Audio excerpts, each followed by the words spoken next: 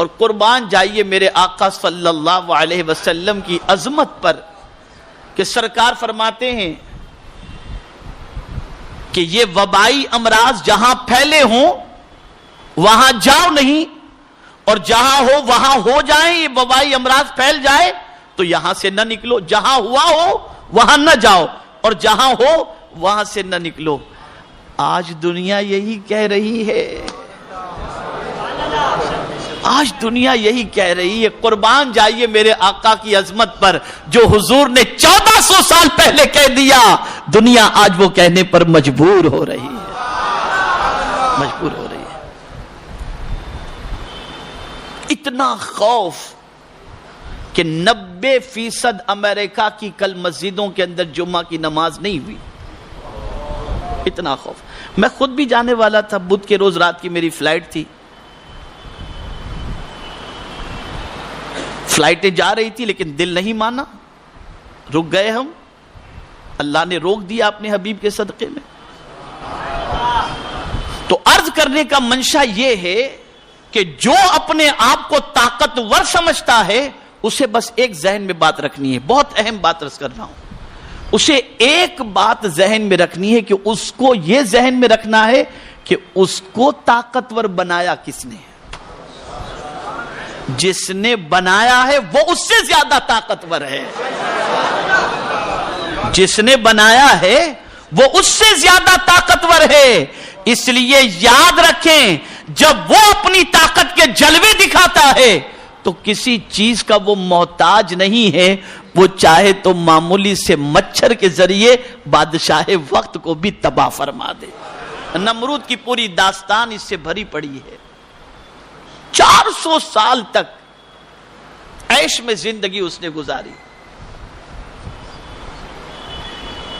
پھر پروردگار جل جلالہ کی جانب سے مچھروں کا عذاب آیا تو اتنے مچھر کہ سورج نظر نہیں آ رہے تھے، سورج نظر نہیں آ رہا تھا، اتنے مچھر۔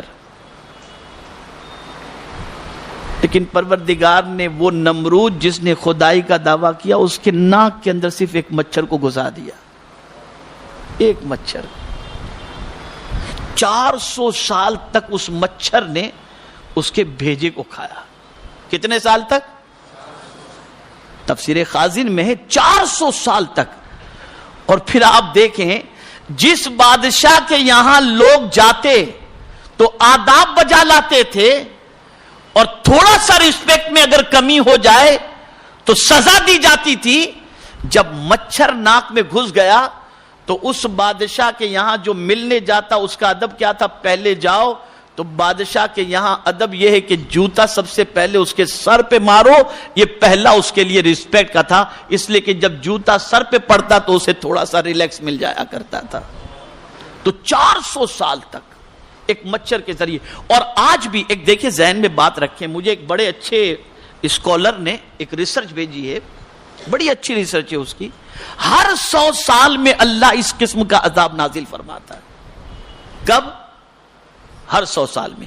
1720 کے اندر پلیگ آیا، 1820 کے اندر کولیرا آیا، 1920 کے اندر اسپینش فلو آیا، اسپینش فلو، اور 2020 کے اندر کورونا وائرس۔ تو جب کوئی اپنے آپ کوئی کسی دور کا نمرود بن کر کے ابھرتا ہے تو مولا ان جراثیم کے ذریعے اس کو ٹھیک کرتا ہے کہ ذرا دیکھ لے تو طاقتور ہے یا میں طاقتور ہوں۔ یہ اس کا کرتا۔ تو میرے پیارے آقا صلی اللہ تعالی علیہ وسلم کے پیارے دیوانوں، قرآن کہتا ہے اولم یروا ان اللہ الذی خلقهم هو اشد منهم قوة وكانوا بآیاتنا یجحدون، اور ہماری آیتوں کا انکار کرتے تھے، یعنی جن کو ہم نے طاقتور بنایا وہ ہم سے اکڑنے لگے تو پھر انہوں نے ہماری آیتوں کا انکار کیا۔ تو اب کس طرح سے عذاب آیا؟ اب عذاب کا انداز دیکھیے، عذاب کا انداز دیکھیے۔ تو رب فرماتے فارسلنا علیہم ریحا صرصرا فی ایام نحسات لنذیقہم عذاب الخزی فی الحیاۃ الدنیا ولعذاب الآخرۃ اخزی وہم لا ینصرون، وہم لا ینصرون۔ اللہ فرماتا ہے تو ہم نے ان پر ایک آندھی بھیجی. کیا بھیجی؟ آندھی بھیجی سخت گرج کی، یعنی ایسی آندھی کہ اس کے اندر سخت گرج تھی. ان کی شامت کے دنوں میں، کہ جب یہ اکڑ گئے نا تو یہ ان کی شامت کے دن تھے، تو ان دنوں میں ہم نے کیا کیا؟ ایک آندھی بھیجی جس کے اندر بہت گرج تھی.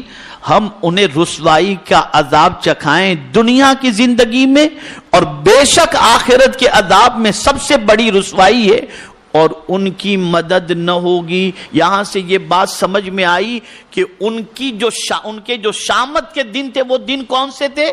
وہ شامت کے دن تکبر کے دن تھے.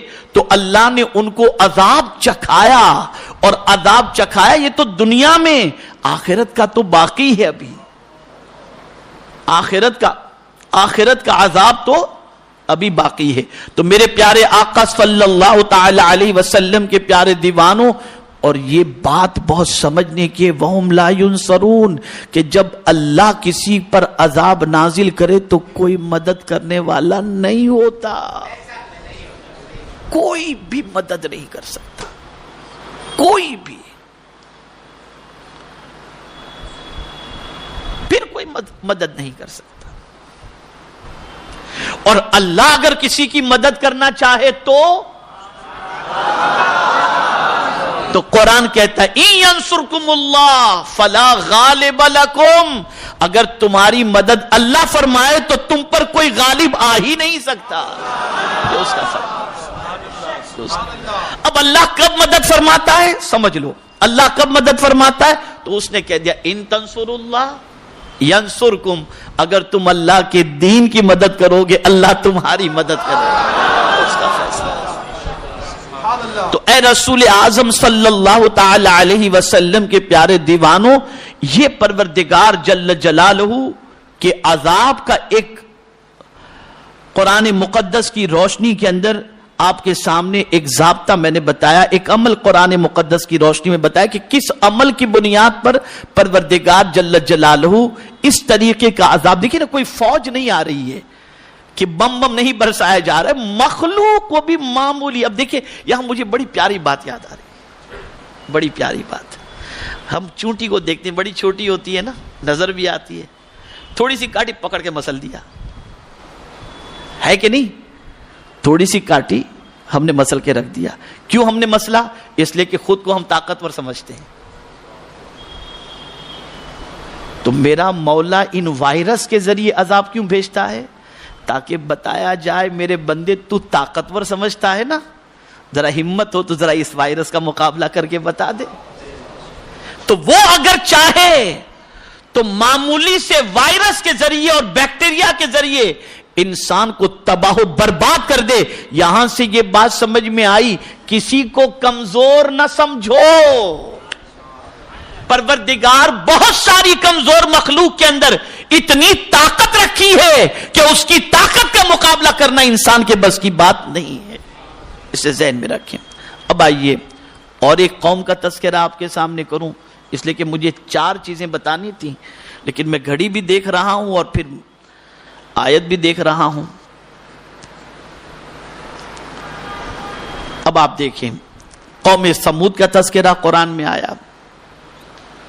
حضرت موسیٰ علیہ السلام کی قوم قارون اور حامان کے حوالے سے. اب آئیے قارون، فرعون اور حامان کے حوالے سے تھوڑا سن لیں. قوم سمود کے حوالے سے پھر کبھی. وقارون وفرعون وحامان وَلَقَدْ جَاءَهُمْ مُوسَىٰ بِالْبَيِّنَاتِ فَاسْتَكْبَرُوا فِي الْأَرْضِ وَمَا كَانُوا سَابِقِينَ. اور قارون اور فرعون اور حامان کو، اور بے شک ان کے پاس موسیٰ روشن نشانیاں لے کر آئے تو انہوں نے زمین میں تکبر کیا. نشانیاں دیکھ رہے نبی کی لیکن پھر بھی اکڑ گئے، اور ہم سے نکل جانے والے نہ تھے. وَمَا كَانُوا سَابِقِينَ، یعنی اب وہ یہ سمجھے کہ ہم جو ہے اکڑ گئے ہیں تو اب اکڑ گئے تو ہم بچ جائیں گے. تو قرآن کہتا ہے بچ کے نکل نہیں سکتے، ہمارا عذاب آئے گا تو ہمارا عذاب آئے گا تو بچ کر نکل نہیں سکتے. لیکن اگر قدرت بچانا چاہے تو موسیٰ کے لیے دریا میں راستہ نکال دے، اور ڈبونا چاہے تو پروردگار فرعون کی قوم کو ڈبو دے۔ یہ اس کی قدرت ہے، وہ جسے چاہے بچا لے اور جسے چاہے ہلاک فرما دے۔ تو اے رسول اعظم صلی اللہ تعالی علیہ وسلم کے دیوانوں، تکبر اللہ کو اتنا ناپسند ہے کہ جتنی بھی قومیں ہلاک ہوئی ہیں، ان قوموں کے اندر جو کئی خرابیاں پیدا ہوئیں، ان میں سے پہلی خرابی جو تھی وہ تکبر، استکبار فی الارض، زمین پر اکڑنا۔